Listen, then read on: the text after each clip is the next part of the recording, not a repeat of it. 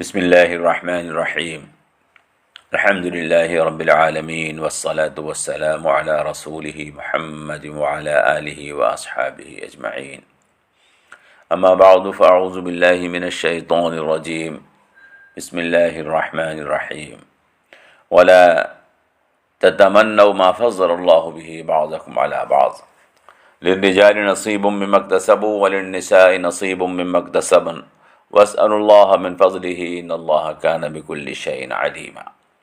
صدق اللہ العظیم۔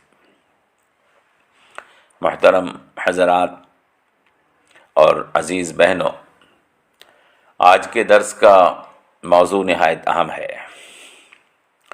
حلال روزی حاصل کرنا اور کمانا شریعت کے اندر ضروری اور لازم کیا گیا ہے۔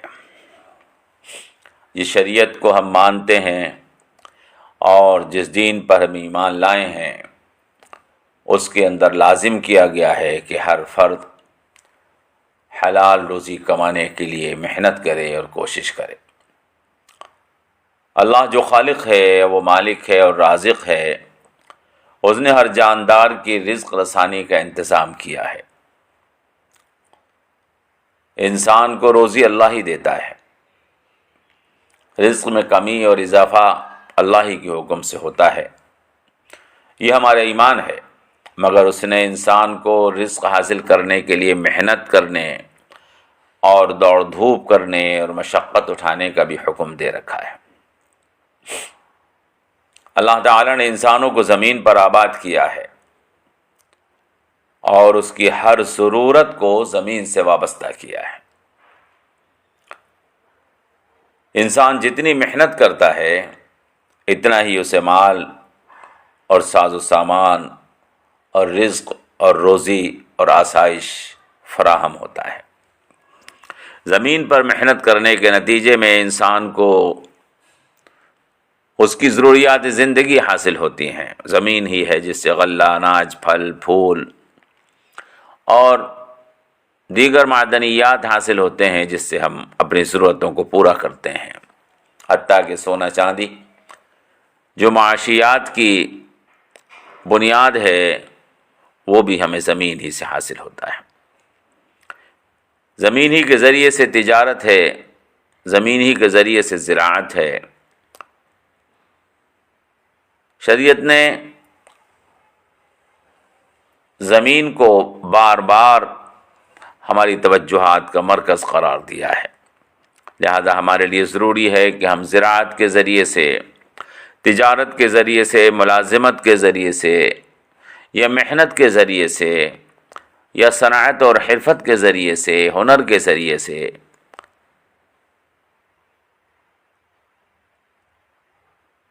رزق حاصل کرنے کی کوشش کریں اور محنت کریں۔ اللہ تبارک و تعالی نے قرآن کریم میں ارشاد فرمایا ہے، هو الذی جعل لکم الارض ذلولا فامشوا فی مناکبها وَكُلُوا مِن رِّزْقِهِ وَإِلَيْهِ النُّشُورُ۔ وہی اللہ ہے جس نے تمہارے لیے زمین کو تمہارا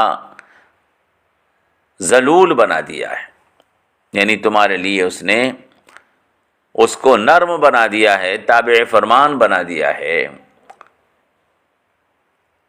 اس لیے کہ تم اس کے اوپر کھاؤ اور پیو۔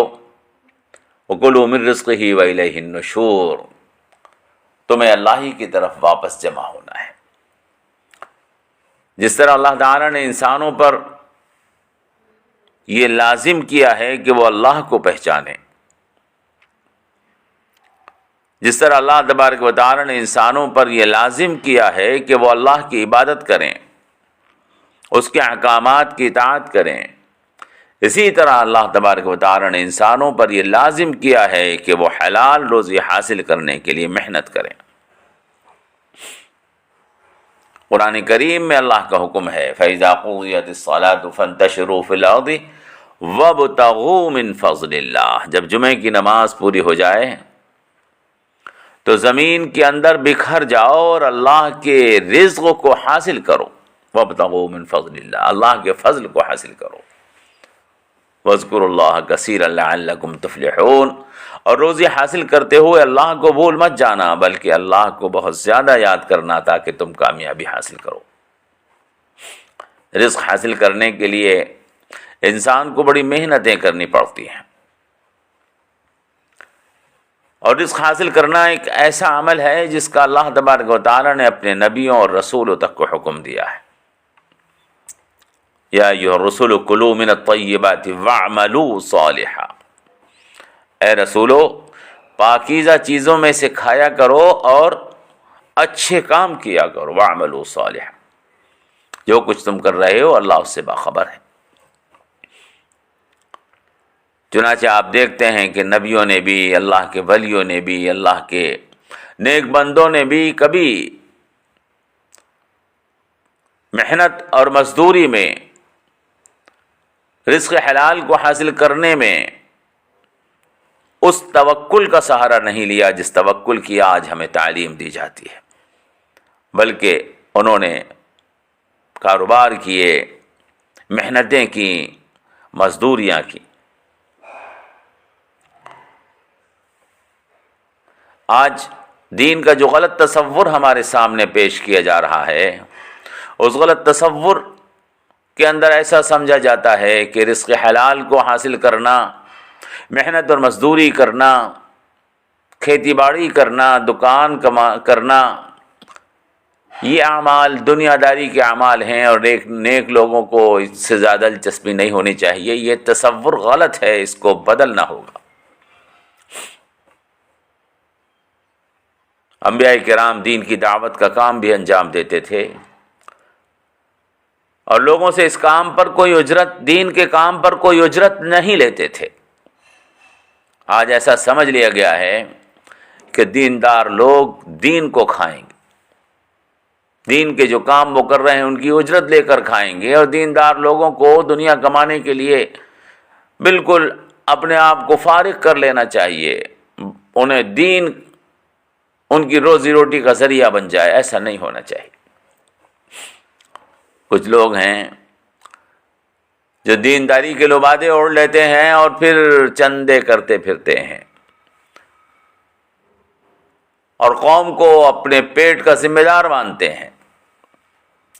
انبیاء کرام علیہ السلام دین کی دعوت کا کام بھی انجام دیتے تھے اور دین کی دعوت پر کوئی اجرت نہیں لیتے تھے۔ ما اسألکم علیہ اجرا، بار بار قرآن کریم میں رسولوں کی بات اللہ تبارک و تعالی نے دہرائی ہے کہ دین کی دعوت دیتے ہوئے رسول کہتے تھے میں تم سے اس پر کوئی اجرت نہیں مانگتا، بلکہ خود محنت اور مشقت کرتے تھے۔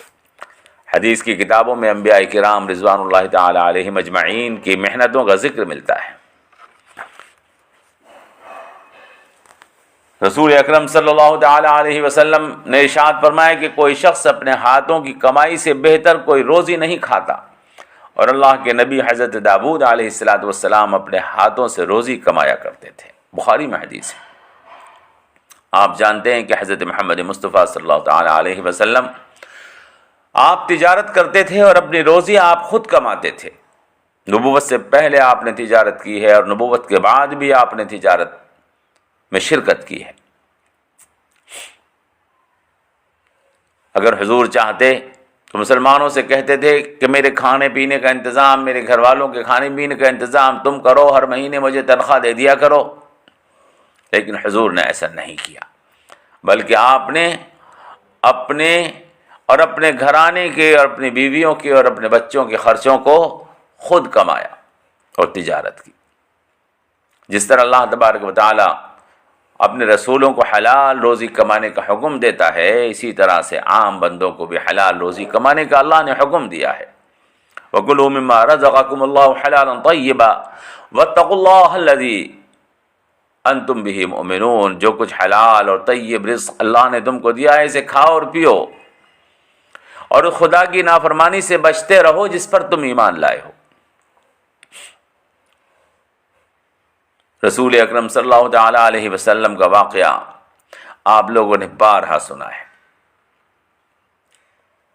حضور اکرم صلی اللہ تعالی علیہ وسلم کی خدمت میں ایک شخص محتاج غریب حاضر ہوا اور اس نے اپنی کوئی ضرورت پیش کی اللہ کے رسول سے۔ ابو داؤد شریف کی حدیث ہے کتاب الزکوٰۃ میں۔ حضور نے فرمایا تیرے پاس کچھ ہے؟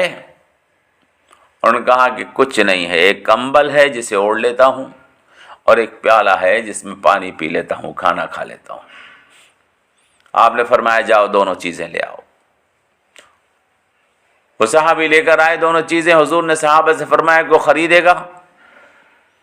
ایک صحابی نے 2 درہم میں خرید لیا۔ فرمایا جا 1 درہم سے اپنے گھر والوں کو کھانا کھلا اور 1 درہم سے کلہاڑی خرید لا، لوہے کی لوہار سے کلہاڑی لے کر وہ آ گئے، گھر والوں کو کھانا کھلایا ہے اور کلہاڑی لے کر حضور کی خدمت میں آ گئے۔ حدیث پاک میں آیا اللہ کے رسول نے خود اپنے ہاتھ سے دستہ لگایا اور فرمایا کہ جاؤ 15 دن تک میرے پاس مت آنا، جنگل سے لکڑیاں کاٹو اور بازار میں بیچو۔ 15 دن کے بعد وہ واپس آئے حضور کے پاس تو 10 درہم کی کمائی کر چکے تھے۔ آپ نے ان سے ہو کر فرمایا کہ اس طرح کما کر کھانا تمہارے لیے بہتر ہے اس سے کہ تم کسی سے بھیک مانگتے پھرو، کسی کے آگے دست سوال دراز کرو۔ صحابہ کرام رضوان اللہ تعالی علیہم اجمعین کے واقعات ہمارے سامنے موجود ہیں۔ عبد الرحمن بن عوف، حضور اکرم صلی اللہ تعالی علیہ وسلم نے جو ہجرت فرمائی مدینہ منورہ میں، تو عبد الرحمن بن عوف کو اللہ کے رسول نے سعد بن ربیع کا بھائی بنا دیا، جو آپس میں بھائی چارگی قائم کی گئی تھی۔ سعد بن ربیع نے کہا کہ میں اپنے مال میں سے آدھے کا مالک آپ کو بناتا ہوں، مگر عبد الرحمن بن عوف نے ان کا شکریہ کر کے مال قبول کرنے سے انکار کر دیا اور فرمایا کہ مجھے بازار کا راستہ دکھاؤ۔ اور وہاں پر جا کر انہوں نے گھی اور چمڑے اور وغیرہ کی تجارت شروع کر دی، خریدتے تھے اور بیچتے تھے، خریدتے تھے اور بیچتے تھے۔ آہستہ آہستہ اللہ تبارک و تعالی نے ان کی تجارت میں اتنی برکت دی کہ وہ سینکڑوں لوگوں کی مدد کرتے تھے، ہزاروں دینار اللہ کے راستے میں خرچ کرتے تھے۔ اللہ تبارک و تعالی مال تجارت میں ان کی اتنی برکت دیتا ہے، جو لوگ مانگتے رہتے ہیں، ہاتھ پھیلاتے رہتے ہیں، انہیں کبھی اللہ کے دین کے لیے، غریبوں کے لیے، ضرورت مندوں کے لیے خرچ کرنے کی توفیق نہیں ہوتی۔ اور جو لوگ تجارت میں محنت کرتے ہیں، کاروبار پر محنت کرتے ہیں، رزق حلال کمانے کی کوشش کرتے ہیں، اللہ تبارک و تعالی ان کی روزی میں برکت دیتا ہے، حتیٰ کہ وہ دوسروں کی مدد کرتے ہیں اور دین کے کام آتے ہیں۔ اللہ کے رسول صلی اللہ تعالی علیہ وسلم نے ہاتھ پھیلانے کی ممانعت کی ہے۔ ید اللہ الید العلیٰ خیر من ید السفلی، اوپر والا ہاتھ دینے والا ہاتھ لینے والے ہاتھ سے بہتر ہوتا ہے۔ ہاتھ پھیلانے کی ممانعت کی ہے اور تجارت اور کاروبار کی ہمت افزائی کی ہے۔ ما یزال الرجل یسأل الناس حتی یاتی یوم القیامت ولیس فی وجہہ مصغۃ لحم، تم میں سے جو کوئی مانگنے کی عادت ڈالتا ہے وہ قیامت کے دن اس حالت میں آئے گا کہ اس کے چہرے پر گوشت کا ٹکڑا نہیں ہوگا۔ اللہ کے رسول صلی اللہ علیہ وسلم نے واضح طور پر حکم دے رکھا ہے کہ کمانا 3 لوگوں کے علاوہ، مانگنا، سوال کرنا 3 لوگوں کے علاوہ کسی کے لیے جائز نہیں ہے۔ ایک وہ جو بے پناہ قرض میں مبتلا ہو گیا ہو اور محنت سے اپنے قرض کو ادا نہ کر سکے، وہ دوسروں سے سوال کر سکتا ہے اتنا جتنا اس کے اوپر قرض ہے۔ اور دوسرا وہ آدمی جو کسی آفت اور بیماری کے اندر مبتلا ہو اور اس آفت اور بیماری سے نجات حاصل کرنے کا کوئی ذریعہ نہ ملتا ہو، وہ دست سوال دراز کر سکتا ہے۔ اور تیسرا وہ آدمی کہ جو فاقے سے ہو اور 3 لوگ یہ کہہ دیں کہ ہاں یہ بھوکا ہے، اس کے یہاں فاقہ ہے، اس کو بھی سوال کرنے کا حق ہے، اس کے علاوہ کسی کو سوال کرنے کا حق نہیں ہے۔ اسلام نے مال کمانے کے لیے، تجارت کرنے کے لیے، کاروبار کرنے کے لیے کچھ اصول مقرر کیے ہیں، اصول مقرر کیے ہیں۔ ان اصولوں کے مطابق اسلام ہمیں حکم دیتا ہے کہ روزی حاصل کی جائے۔ اسلام نے ایک مکمل نظام معیشت ہم کو عطا کیا ہے، اس کے اصول ہیں، ان کو جاننا چاہیے، سیکھنا چاہیے، وہ بھی عبادت ہے۔ دین نام صرف نماز پڑھ لینے کا نہیں ہے، بلکہ رزق حلال کمانے کا نام بھی دین ہے۔ ایک آدمی اگر رزق حلال کماتا ہے اور اللہ کی عبادت کرتا ہے، اس کی عبادت قبول ہوتی ہے، اور ایک آدمی اگر رزق حرام کھاتا ہے، ناجائز مال کھاتا ہے اور عبادتیں کرتا ہے، تو اس کی عبادت اس کے منہ پر پھینک کر مار دی جاتی ہے۔ کچھ اسلامی اصول ہیں، کچھ شریعت کے اصول ہیں، کچھ نظام معیشت کے اصول ہیں جو اسلام نے ہم کو عطا کیے ہیں۔ انسان کی روزی کا سامان زمین میں ہے، ہر انسان زمین کا مالک بن سکتا ہے۔ جو شخص بھی زمین کا مالک پہلے ہے، اسلام کہتا ہے، اور اس کو آباد کر رہا ہے، وہی زمین کا مالک ہے۔ کوئی اس کی مرضی اور اس کی رضامندی کے بغیر اس زمین کا مالک نہیں بن سکتا جس کا وہ پہلے سے مالک ہے۔ اللہ کے رسول کا ارشاد ہے کہ من احیا ارضا میتۃ فہی لہ، جس نے کسی بنجر زمین کو قابل کاشت بنایا تو وہ اس کا مالک ہے۔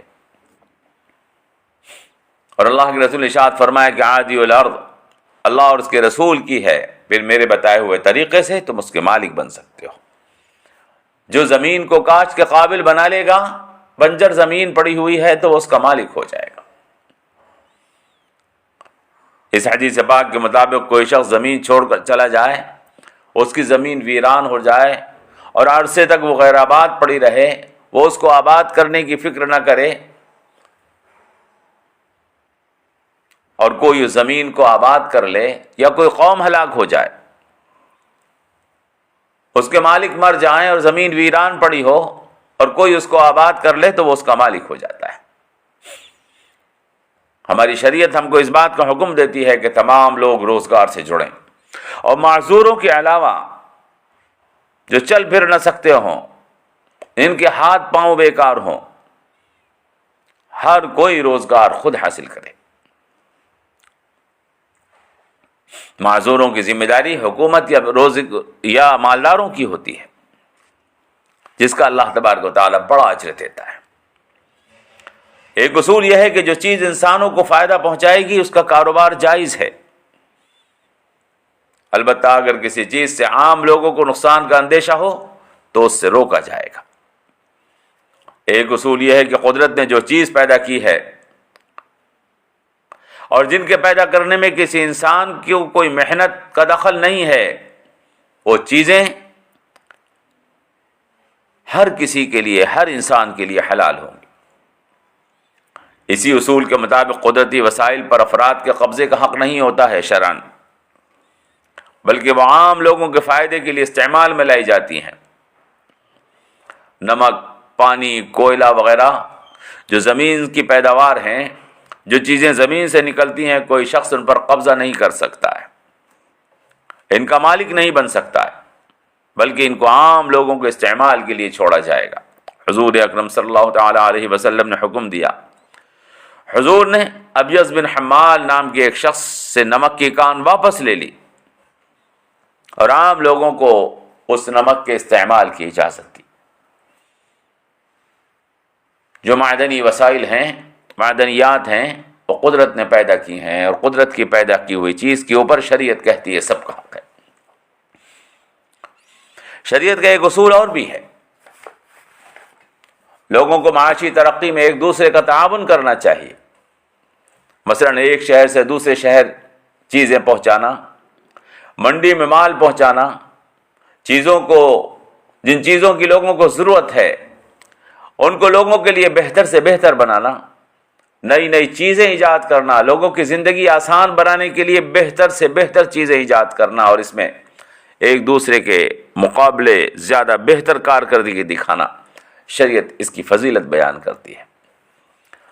شریعت نے سودی لین دین کو حرام کیا ہے، جس میں مال کے ذریعے سے مال کمایا جاتا ہے۔ ایک مالدار شخص دوسرے شخص کی محنت سے بغیر اپنے رزق اور اپنے اندیشے کے مال کمانا چاہتا ہے، یہ حرام ہے، کیونکہ شریعت انسانوں کے ہنر، ان کی محنت اور عام انسانوں کے وقت کی قیمت اسی شخص کو دینا چاہتی ہے جو ہنرمند ہے، جو محنت کر رہا ہے، جو اپنا وقت لگا رہا ہے۔ کسی کے بغیر محنت اور بغیر وقت لگائے کیے، بغیر وقت اور بغیر محنت لگائے ہوئے مال کے ذریعے سے کوئی دوسرے کی محنت سے فائدہ حاصل کرنا چاہتا ہے، شریعت اس بات کی اجازت نہیں دیتی ہے۔ سودی قرض بھی حرام ہے، کیونکہ سودی قرض لینے والا بظاہر تو رضامندی سے سودی قرض ادا کرتا ہے، لیکن در حقیقت وہ غریب مجبور ہوتا ہے جو اپنی محنت اور اپنے رزق کے باوجود دوسروں کی بغیر رزق کی محنت اور کے اس کو نفع دیتا ہے۔ قرآن کریم میں اللہ تبارک و تعالی نے واضح طور پر سودی کاروبار کو حرام کیا ہے۔ احل اللہ البیع وحرم الربا، اللہ تبارک و تعالی نے تجارت کو، خرید و فروخت کو حلال کیا ہے اور سود کو، ربا کو حرام کیا ہے۔ شرن جوا سٹا بھی حرام ہے، کیونکہ اس میں لالچ ہے، خود غرضی ہے، دوسروں کے مال کو ہڑپ لینے کا جذبہ ہے، اس میں جھگڑا ہے، لڑائی ہے اور دشمنی ہے، اور شریعت نے ایسے سارے معاملات کو حرام کیا ہے جس کے اندر دشمنی اور جھگڑا لڑائی ہو۔ کاروبار کی ان تمام شکلوں کو شریعت نے حرام کیا ہے جن میں غریب کا نقصان یا دھوکے کا اندیشہ ہو۔ بیع میزانیہ، پھل کو پکنے سے پہلے یا بڑا ہونے سے پہلے بیچ دینا۔ بیع محاقلہ، گندم کو گندم کے عوض بیچنا کم و بیش کر کے۔ بیع ملامہ، شرط لگا کر کسی چیز کو بیچنا۔ بیع منابضہ، آنکھیں بند کر کے نشانہ مار کر کسی چیز کو بیچنا۔ یہ سب کی سب صورتیں حرام ہیں۔ خرید و فروخت کے کچھ قوانین ہیں جو شریعت نے ہم کو عطا کیے ہیں، اور ان قوانین کی پاسداری ہی اللہ تبارک و تعالیٰ کی مدد ہمارے تجارت میں اور کاروبار میں شامل حال رہتی ہے۔ حرام چیزوں کو خریدنا اور حرام چیزوں کو بیچنا بھی حرام ہے۔ شراب، بت اور خنزیر کو خریدنا اور بیچنا بھی حرام ہے۔ ان اللہ اذا حرم شیئا حرم ثمنہ، اللہ نے جس چیز کو حرام کیا ہے اس کی قیمت بھی حرام ہے۔ نجاست اور گندگی کا بیچنا اور خریدنا بھی حرام ہے۔ خون، مردار جانوروں کی غلاظت، ان سب کا بیچنا حرام ہے۔ شریعت نے ہم کو بتایا ہے کہ جو مال موجود نہ ہو یا مال متعین نہ ہو یا مال خریدار نے دیکھا نہ ہو،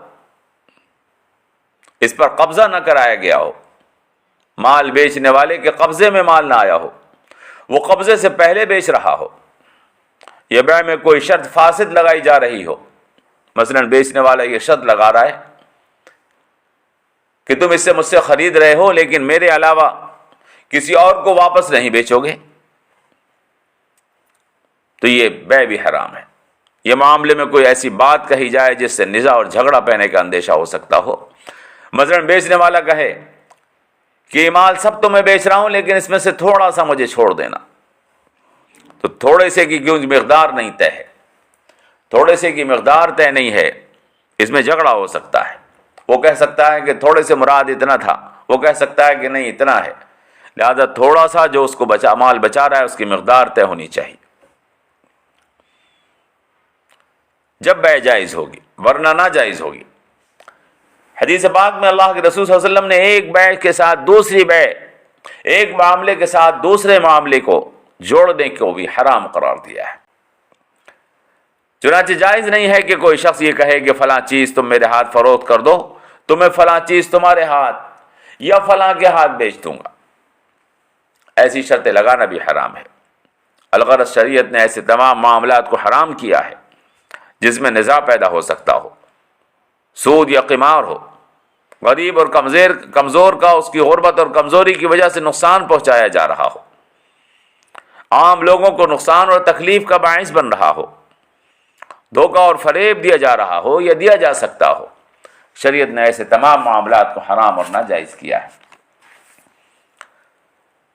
محترم حضرات اور عزیز بہنوں، جب شریعت ان معاملات کے اندر، تجارت کے معاملات کے اندر اتنے تفصیلی احکامات دیتی ہے جس کو مختصراً میں نے آپ کے سامنے عرض کیا، تو آپ اندازہ کر سکتے ہیں کہ شریعت کاروبار اور تجارت کے لیے ہمیں کتنا آمادہ کرتی ہے، کتنا زور دیتی ہے۔ اللہ کے رسول صلی اللہ علیہ وسلم نے بار بار قوم کو اس بات پر ابھارا ہے، مسلمانوں کو اس بات پر ابھارا ہے کہ وہ کاروبار کریں۔ قرآن کریم کی آیات اس چیز کے اوپر شاہد ہیں، لإیلاف قریش ایلافہم رحلۃ الشتاء والصیف۔ اللہ تبارک و تعالی نے تجارت کے، کاروبار کے بہتر ہونے کو قریش کے اوپر احسان کے طور پر جتایا ہے، اور اس کو ذریعہ بنایا ہے کہ تم اپنے کاروبار کو، یہ اللہ نے جو تم کو عطا کیا ہے، اس کو دیکھو اور اس کے شکرانے میں اللہ کی عبادت کرو۔ فَلْيَعْبُدُوا رَبَّ هَذَا الْبَيْتِ الَّذِي أَطْعَمَهُم مِّن جُوعٍ وَآمَنَهُم مِّن خَوْفٍ۔ محترم حضرات اور عزیز بہنوں، غور کرنے کی ضرورت ہے۔ رزق حلال کا حاصل کرنا شرعاً فرض ہے اور لازم ہے اور ضروری ہے، اور قومیں بغیر کاروباری ترقی کے اور تجارتی کامیابی کے دنیا کے اندر نہ عزت حاصل کر سکتی ہیں اور نہ دین کی دعوت کر سکتی ہیں۔ اللہ سے دعا کیجیے اللہ تبارک و تعالی ہمیں کاروبار کی، تجارت کی، روزی کی، صنعت اور حرفت کی، زراعت کی اور تجارت کی، اللہ تبارک و تعالی اس امت مسلمہ کو ان ذرائع سے حلال روزی حاصل کرنے کی توفیق عطا فرمائے۔ والسلام علیکم ورحمۃ اللہ وبرکاتہ۔